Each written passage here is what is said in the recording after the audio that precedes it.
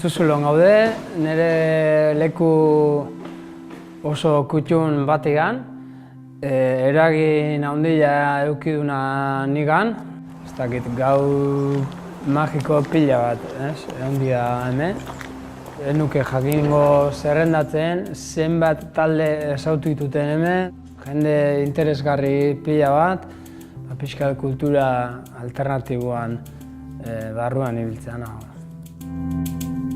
Gehien eman ditena da azkenen sortu indituten gauzak gaztetxeei esker, ez? Eta gero elektronika mugimenduan ere hemen hasi nintzen, ez? Irratiko programa batekin. Horregatik espalitz, igual, ez dakit, elektropeña existituko zuno, egongo zano.